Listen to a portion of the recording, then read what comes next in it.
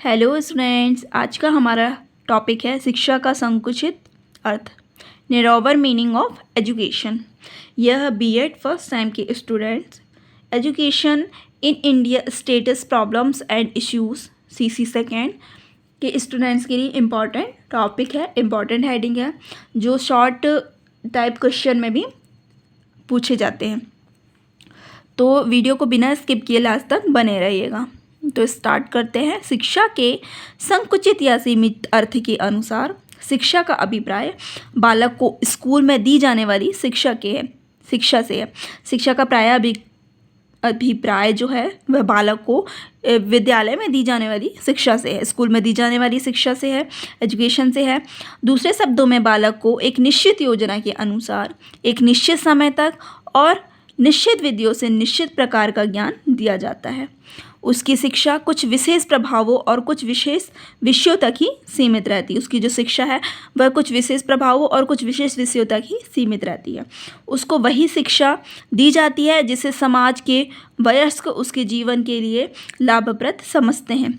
बालक इस शिक्षा को केवल कुछ ही वर्षों तक प्राप्त कर सकता है। जो बालक है वो इस शिक्षा को कुछ ही टाइम तक, कुछ ही वर्ष तक ही प्राप्त कर सकता है। उसको प्राप्त करने का मुख्य स्थान विद्यालय होता है। विद्यालय में एक विशेष प्रकार का व्यक्ति शिक्षा देने का कार्य करता है, जिसे शिक्षक कहते हैं, टीचर कहते हैं।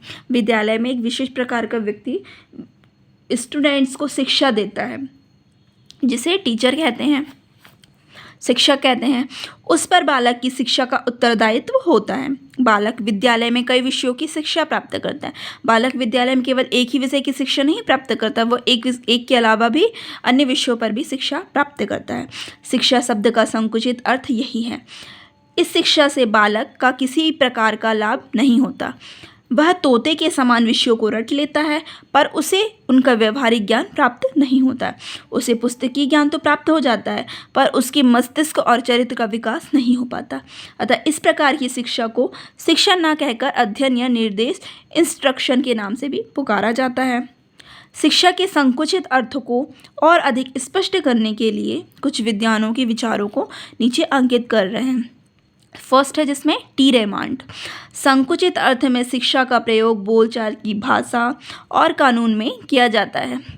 इस अर्थ में शिक्षा व्यक्ति के आत्मविश्वास और वातावरण के सामान्य प्रभावों को अपने में कोई स्थान नहीं देती है। इसके विपरीत यह केवल उन विशेष प्रभावों को अपने में स्थान देती है जो समाज के अधिक आयु के व्यक्ति जानबूझकर और नियोजित रूप में अपने से छोटों पर डालते हैं, भले ही ये प्रभाव परिवार, धर्म या राज्य द्वारा डाले जाते हैं। सेकेंड है J.L. मैकेंजी के अनुसार संकुचित अर्थ में शिक्षा का अभिप्राय हमारी शक्तियों के विकास और उन्नति के लिए चेतना पूर्वक किए गए किसी भी प्रयास से हो सकता है। तो ये था आज का हमारा हेडिंग। तो अगर आपको ये वीडियो पसंद आई हो तो प्लीज़ वीडियो को लाइक करें, शेयर करें और चैनल को सब्सक्राइब करें। इसी तरह की वीडियोस आपको आगे भी देखने को मिलेंगी। Thank you.